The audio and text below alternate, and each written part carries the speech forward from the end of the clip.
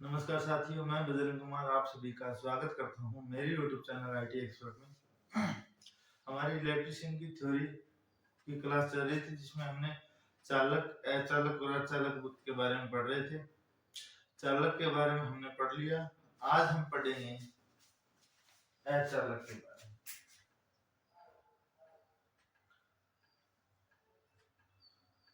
अचालक क्या होते हैं?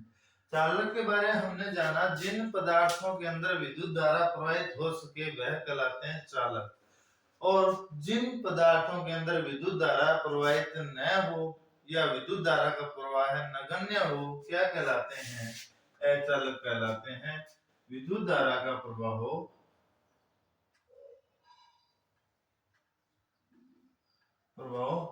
नगण्य हो। नगण्य का मतलब विद्युत धारा किन कारणों से होती है? क्योंकि किसी पदार्थ में इलेक्ट्रॉन प्रवाहित हो रहे हैं या मुक्त इलेक्ट्रॉनों के प्रवाह को विद्युत धारा कहते हैं, या फिर जिन पदार्थों में मुक्त इलेक्ट्रॉन पाए जाते हैं उन पदार्थों में विद्युत धारा प्रवाहित होना संभव है। तो अचालकों के अंदर विद्युत धारा का प्रवाह नगण्य है क्योंकि इनके अंदर मुक्त इलेक्ट्रॉनों की संख्या कितनी होती है? 8। एक परमाणु, जो परमाणु है वो परमाणु अपनी अंतिम कक्षा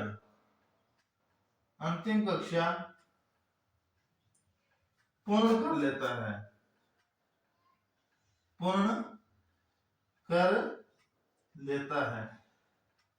जब परमाणु के नियम पढ़े, नियमों के अंदर मैंने बताया कि एक परमाणु अपनी अंतिम कक्षा में अधिकतम 8 इलेक्ट्रॉन उपस्थित कर सकता है अंतिम कक्षा में, तथा उससे पहले वाली कक्षा में अधिकतम 18 इलेक्ट्रॉन आ सकते हैं। अपनी अंतिम कक्षा पूर्ण कर लेता है मतलब परमाणु की अंतिम कक्षा के अंदर 8 इलेक्ट्रॉन भरे जा चुके हैं, या ऐसे पदार्थ जिनके परमाणुिक कक्षा के अंदर अंतिम कक्षा में इलेक्ट्रॉनों की संख्या 8 हो या अपनी अंतिम कक्षा पूर्ण कर चुके हो, उनमें विद्युत धारा का प्रवाह संभव नहीं है। उन पदार्थों को क्या कहते हैं? अचालक कहते हैं। अचालक पदार्थों में मुक्त इलेक्ट्रॉन नगण्य होते हैं क्योंकि उनकी अंतिम कक्षा के अंदर 8 इलेक्ट्रॉन भरे जा चुके हैं। यह कहलाता है अचालक। दो परिभाषा बन गई, जिन पदार्थों में विद्युत धारा का प्रवाह संभव नहीं हो अचालक कहलाते हैं, और जिन पदार्थों की अंतिम कक्षा में मुक्त इलेक्ट्रॉनों की संख्या न के बराबर हो वो क्या कहलाते हैं? अचालक, क्योंकि इनमें 8 इलेक्ट्रॉन पूर्ण किए जा चुके हैं। दूसरी हम बात करें इसी के आधार पे, देखो ऊर्जा स्तर के आधार पे देखें, ऊर्जा स्तर के आधार पे देखें तो हमने बताया जब परमाणु एक दूसरे से जुड़ते हैं, जब परमाणु एक दूसरे से बंध बनाते हैं, देखो ये परमाणु और ये परमाणु जब दोनों एक दूसरे से आपस में आते हैं तो मुक्त इलेक्ट्रॉन क्या है? यहाँ पे अंतिम कक्षा पूर्ण कर चुकी हो, तो यहाँ पे अंतिम कक्षा के अंदर इलेक्ट्रॉन 8 इसमें है, दूसरे में भी 8 हो गए, तो ये दोनों ना तो ये बंध बनाने की कोशिश करेगा ना ये बंध बनाने की कोशिश करेगा। हमने बताया जब दोनों परमाणु एक दूसरे से अतिव्यापन करते हैं तो अतिव्यापन करने के कारण वहां पे दो स्तर बन जाते हैं। एक को तो कहते हैं संयोजन बैंड और दूसरे को कहते हैं चालन बैंड। इसमें संयोजन बैंड की अचालकों के अंदर इलेक्ट्रॉन कितने हो जाएंगे? 8। 1 2 3 4 5 6 7 8 इलेक्ट्रॉन हो गए। अब संयोजन बैंड तो या तो पूरा हो गया या थोड़ा सा खाली रह गया, ठीक है। तो अब यहाँ पे दोनों जो परमाणु अतिव्यापन करते हैं, संपर्क करते हैं, तो उन दोनों के बीच में या उन दोनों के जो परमाणु है या इलेक्ट्रॉनों को एक दूसरे में, एक परमाणु से दूसरे परमाणु को ले जाने के लिए बहुत ज्यादा ऊर्जा की आवश्यकता होती है, या दोनों परमाणु में जो ऊर्जा स्तर है 1 और 2, दोनों के बीच में वर्जित ऊर्जा अंतराल, एक तरीके समझने के लिए हम कह सकते हैं, समझने के लिए कह सकते हैं कि दोनों दो दो चालन बैंड और संयोजन बैंड के अंदर जो संयोजन बैंड में उपस्थित इलेक्ट्रॉनों को चालन बैंड तक प्रवाहित करने के लिए बहुत ज्यादा ऊष्मा की जरूरत होती है, और उन दोनों के बीच के अंदर ऊर्जा अंतराल, वर्जित ऊर्जा अंतराल या वर्जित ऊर्जा का मान ज्यादा होता है, मान ज्यादा होता है। इसलिए यहां से संयोजन बैंड से इलेक्ट्रॉन निकलकर चालन बैंड तक नहीं पहुंच सकते, और नहीं पहुंचेंगे तो क्या करेंगे, इलेक्ट्रॉन गति नहीं करेंगे, गति नहीं वापस अपनी कक्षा के संयोजन बैंड में आ जाएंगे। इलेक्ट्रॉन गति नहीं हुई, और इलेक्ट्रॉन जहां पे गति नहीं होगी वहां पे विद्युत धारा प्रवाहित न होगी। तो कहा जाता है कि अचालकों के अंदर ऊर्जा स्तर या वर्जित ऊर्जा अंतराल का मान Eg बड़ा होता है, ज्यादा होता है किससे, 3 इलेक्ट्रोवोल्ट से। 3 इलेक्ट्रोवोल्ट से वर्जित ऊर्जा अंतराल अचालकों का वर्जित ऊर्जा अंतराल का मान 3 इलेक्ट्रोवोल्ट से अधिक होता है।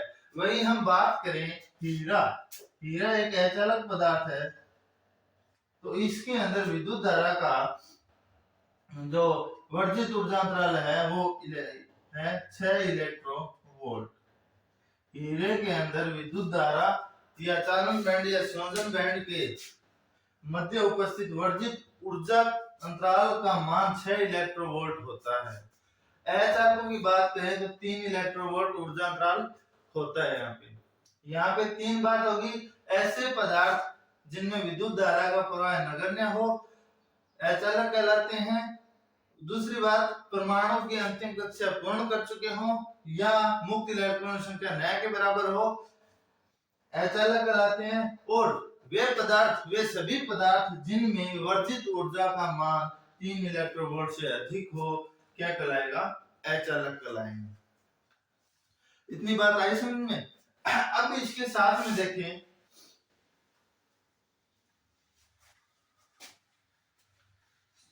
तीन तरीके हो गए। चौथे तरीके की बात करें, चौथी परिभाषा, जिन पदार्थों में प्रतिरोधकता या जिन पदार्थों की विशिष्ट प्रतिरोधकता, विशिष्ट प्रतिरोध या प्रतिरोधकता 10 की पावर 12 से अधिक हो अचालक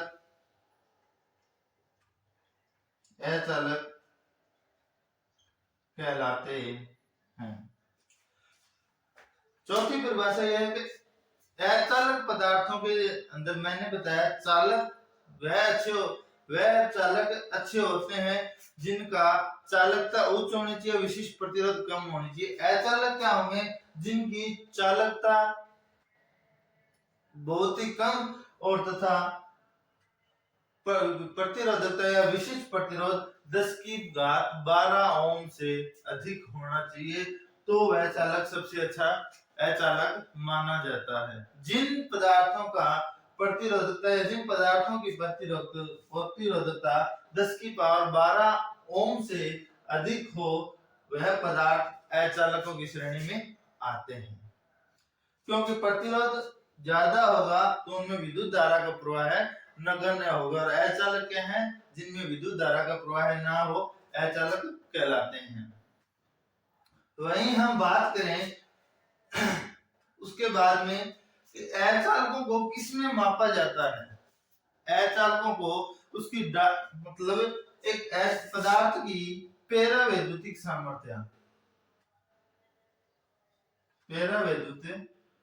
सामर्थ्य की बात करें,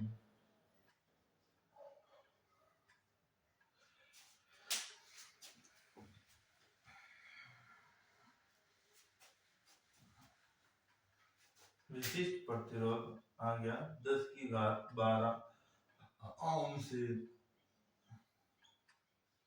अधिक। देखो पदार्थ की पेरावैद्युतिक सामर्थ्य क्या होती है, या इसे कह सकते हो डाइलेक्ट्रिक स्ट्रेंथ।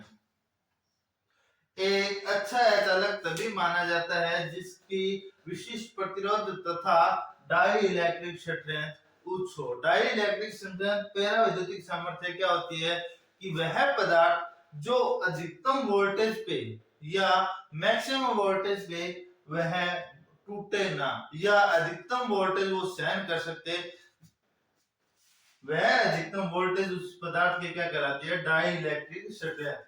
इलेक्ट्रिक का मतलब, डाया का मतलब होता है उसका पूरा एरिया या उसमें कितनी चीज प्रवाहित हो रही हो।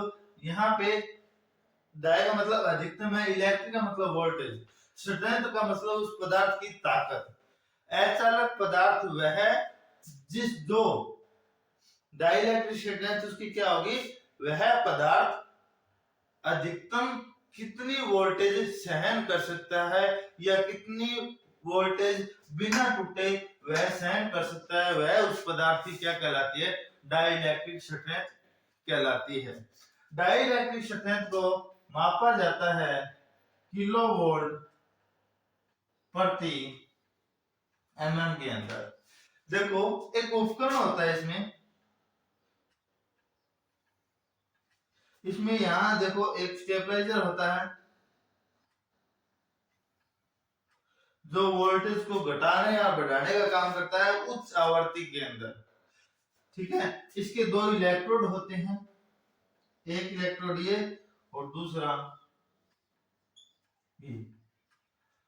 अब ये दोनों इलेक्ट्रोड होते हैं वो होते हैं समायोजित, मतलब हाथ से उसको कम या ज्यादा इसकी माप सीमा कर सकते हो।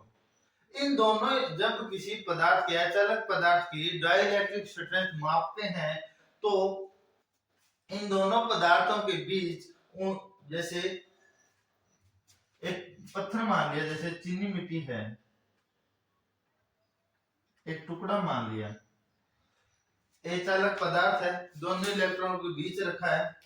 जैसे ही दोनों इलेक्ट्रॉनों के बीच रखा तो इनके अंदर ये पहली बार तो एक कंपास में इसे चिपके, दूसरी बार स्टेबलाइजर के द्वारा यहाँ पे वोल्टेज को इसमें बढ़ाया जाता है। वोल्टेज मान की जो राशि है उसको 1000 volt, 2000 volt, 3000 volt, kilo volt में बढ़ाया जाता है। जब मान के चलो कि यह 10,000 वोल्ट पे 10,000 वोल्ट सहन करे, उसके बाद जैसे ही बढ़ाने के बाद 10,500 वोल्ट पे यह ब्रेक डाउन हो गया, मतलब टूट गया, इससे ज्यादा यह सहन नहीं कर सका। तो जैसे ये टूटेगा, टूटने पे ऑटोमेटिक यहाँ से सप्लाई बंद हो जाएगी।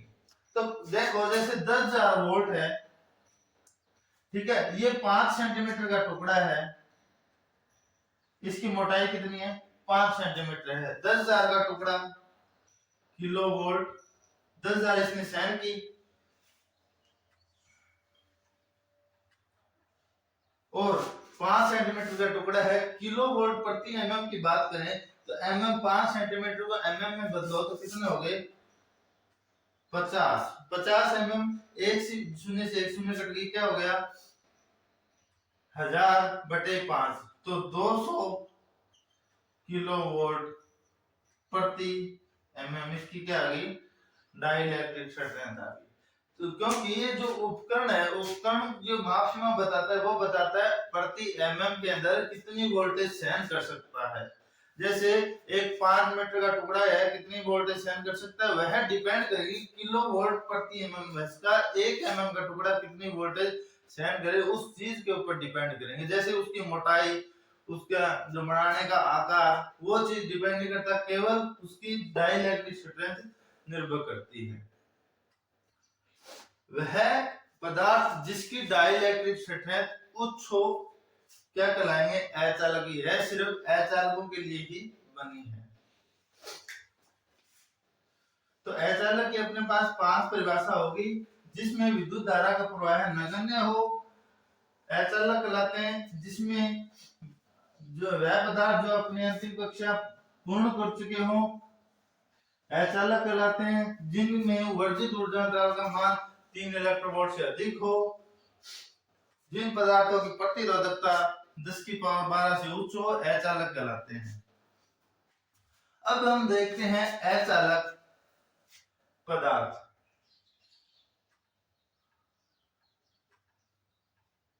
अचालक अचालक की पदार्थ की बात करें तो सबसे अच्छा अचालक है शुष्क हवा। सूखी हवा सबसे अच्छे अचालक माना जाता है शुष्क हवा को। इसका कारण ये है क्योंकि जब हम ओवरहेड लाइन निकालते हैं तो ओवरहेड लाइनों के अंदर जैसे 3 तार है तो उन तीनों तारों के बीच 1 2 3 इन तीनों तारों के बीच में अचालकता का काम कौन करता है? तीनों तार नंगे हैं, अचालकता का काम कौन करता है? हवा करती है। तो हवा को सबसे अच्छा चालक माना जाता है। अब कहते हैं कि बरसात के दिनों में, वर्षा के दिनों में या धुंध आती है, कोहरा पड़ता है सर्दी के, तो हवा में कुछ नमी होती है, तो उस नमी की वजह से ही इन तीनों तारों के बीच में उसकी वोल्टेजता के आधार पे ही गैप रखा जाता है। उस नमी को कम करने के लिए इन तीनों तारों के बीच में जो गैप है वो गैप कम या अधिकतम रख सकते हैं। उसी के साथ में बात करें, अगला है अपने पास we are vulcanised rubber. Vulcanised rubber जैसे वैद्युतिक अपने पास तार है, वैद्युतिक तारों के ऊपर हम क्या करते हैं, एक इंसुलेशन लगाते हैं। वह इंसुलेशन पहले हम लगाते थे वल्केनाइज्ड रबर का।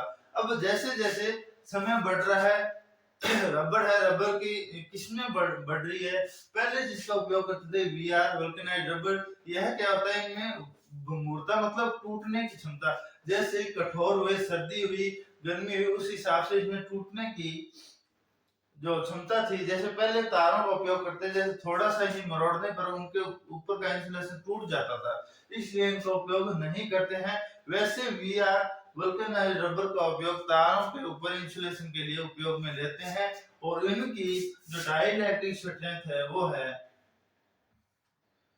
20 से 50 किलोवोल्ट प्रति एम।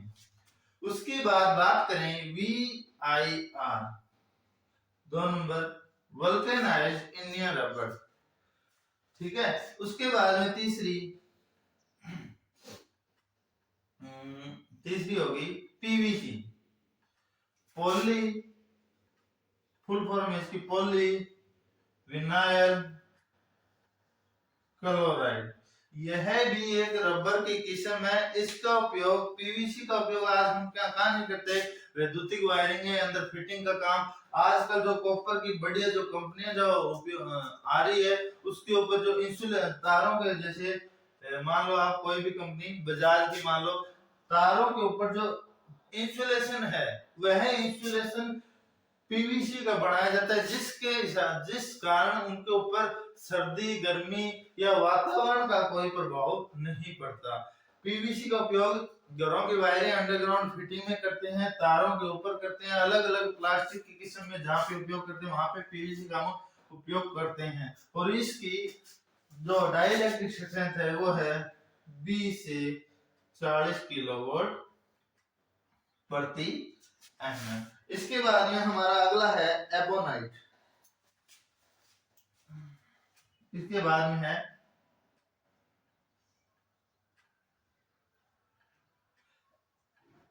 एबोनाइट, उसके बाद में है अब्रक, उसके बाद में है माइकानाइट,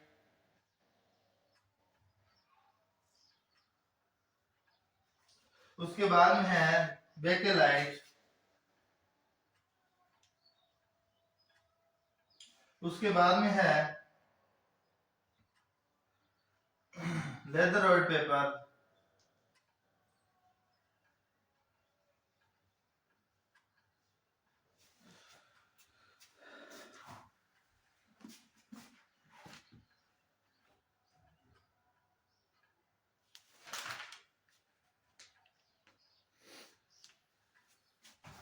देखो, हम रबर की किस्म एक वीआर, एक पीवीसी, यह क्या होता है, मुलायम होते हैं। उसके बाद में एक रबर है एबोनाइट, यह भी एक रबर की किस्म है, पर ये क्या है, कठोर। ये एक कठोर रबर है, इसका उपयोग करते हैं जैसे अपने पास घरों में है इन्वर्टर, सभी के हुआ, इन्वर्टर की जो बैटरी है, जो बैटरी का जो खोल बना हुआ है वो किसका बना हुआ है, एबोनाइट का बना हुआ है। कठोर रबर जैसा पदार्थ है और उनका खोल बनाने के लिए इनका उपयोग किया जाता है। उसके बाद में है अब्रक। अब्रक की जब डाइलेक्ट्रिक स्ट्रेंथ की बात करें तो उसकी डाइलेक्ट्रिक स्ट्रेंथ होती है 20 से 60 किलोवोल्ट प्रति mm। इसका उपयोग देखें तो आपने देखा होगा, पहले जो प्रेस आती थी वैद्युतिक प्रेस, आजकल तो ऑटोमेटिक प्रेस हो गई, उसके अंदर एक चमक जैसा पदार्थ निकलता था। जब उनको खोले तो उनके जो हीटिंग एलिमेंट है, हीटिंग एलिमेंट के नीचे एक प्लास्टिक का एक चमक जैसे चमकने वाला पदार्थ निकलता था, जिसकी आकृति थी ये।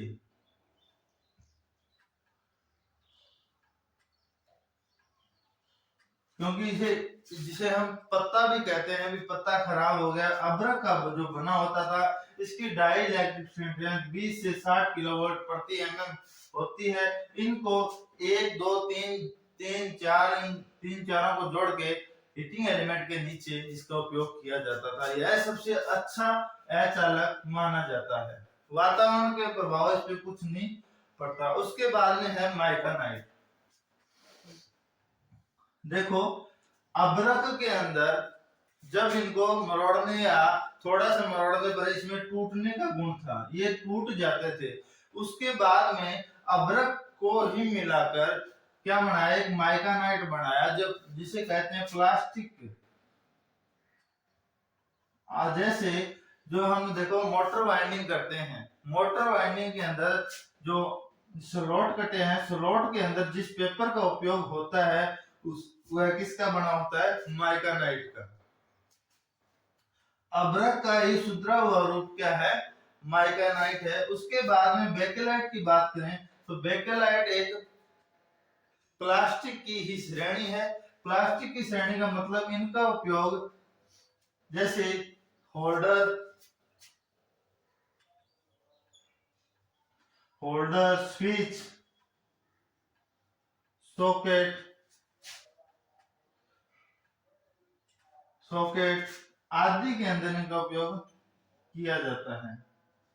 बेकेलाइट एक प्लास्टिक की ही श्रेणी है। इसके अंदर इसकी अचालकता उच्च होती है, यह अधिक तापमान भी सहन कर सकता है। इसलिए बेकेलाइट एक अच्छी श्रेणी में माना जाता है। हमारे घरों के अंदर उपयोग होते हैं होल्डर, स्विच, सॉकेट, इन सभी के अंदर जिस प्लास्टिक का उपयोग किया जाता है वह होती है बेकेलाइट की। उसके बाद में हमारा अचालक पदार्थ है खनिज तेल।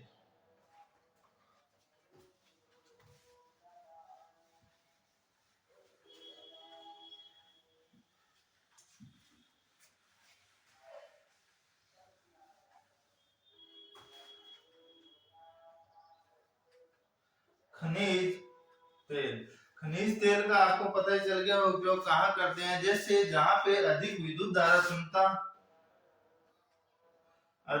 धारा क्षमता या वोल्टेज की आवश्यकता हो, वहां पे अचालकता के रूप में या वाइंडिंग की अचालकता के रूप में किसका उपयोग करते हैं, खनिज तेल का।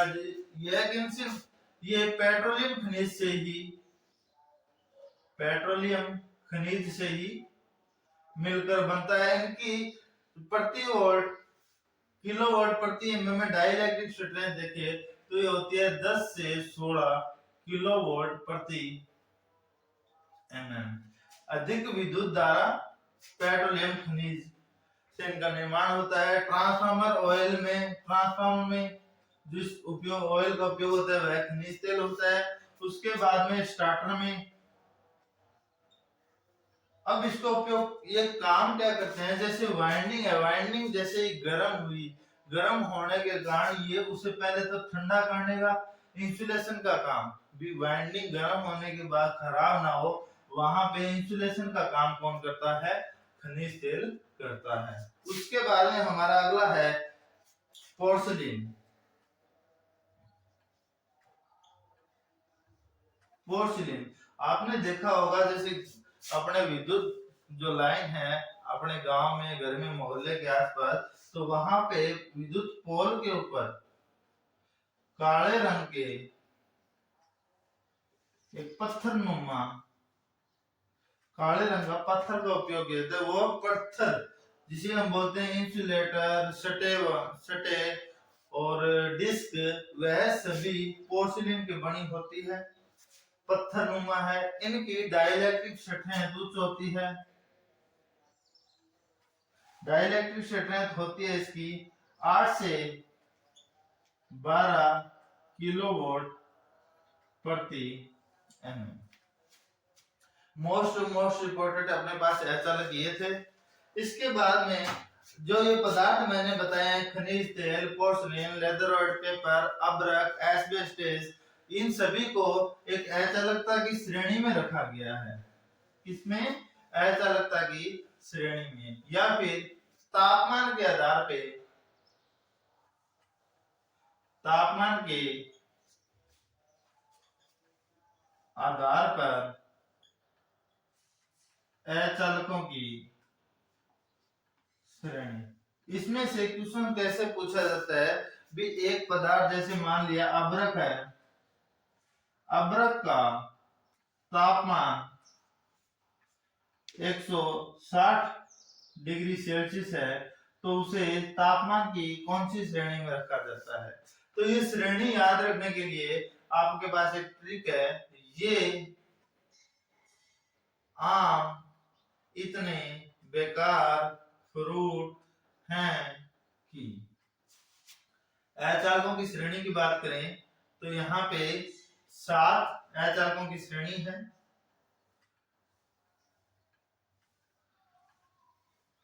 पहला है Y, उसके बाद A, उसके बाद E, उसके बाद B, उसके बाद F, H, C। ये आम इतने बेकार फ्रूट हैं कि ये एक सीरियल है, इनको याद रखने का। अब Y का मतलब यहाँ पे क्या होता है? स्टार्टिंग करेंगे 90 डिग्री सेल्सियस से, इससे 90 डिग्री सेल्सियस से। उसके बाद में A, ये 90 में जोड़ो 15, 105 डिग्री सेल्सियस। उसके बाद में ई श्रेणी, इसमें आता है 120 डिग्री सेल्सियस। उसके बाद में बी श्रेणी में आता है 130 डिग्री सेल्सियस। उसके बाद में एफ श्रेणी आती है 155 डिग्री सेल्सियस। एच श्रेणी आती है 180 डिग्री सेल्सियस और सी श्रेणी आती है 220 से 250 डिग्री सेल्सियस। विभिन्न प्रकार के अचालकों को उनके तापमान सह सीमा के आधार पर भी अलग अलग बांटा गया है। जैसे इनकी श्रेणी है 7, इनको याद रखने की ट्रिक है, ये आम इतने बेकार फ्रूट है कि, ये से मतलब Y, आम से मतलब A, इतने से मतलब E, बेकार से मतलब B, F से मतलब फ्रूट, H से मतलब है, C से मतलब कि। ये आम इतने बेकार फ्रूट हैं कि 90 डिग्री, 105, 120, 130, 155, 180 डिग्री और 220 और 250 वोल्ट तक। ये थे अपने तापमान के आधार पर अचालकों की श्रेणी। अब जो पदार्थ, जो अचालक 90 डिग्री तक कार्य कर सकते हैं, उनको Y श्रेणी में रखा गया है। 105 डिग्री सेल्सियस तक सहन करे उसे ए श्रेणी में रखा गया है। 120 डिग्री सेल्सियस तक जो तापमान सहन करे उन्हें ई श्रेणी में रखा गया है। उसके बाद 130 वाले बी में, 155 वाले एफ में, 180 से कम वाले एच में और 220, 250 से सी श्रेणी में रखा गया है। ये थी अपने पास अचालकों की श्रेणी। आज के लिए इतना ही, धन्यवाद।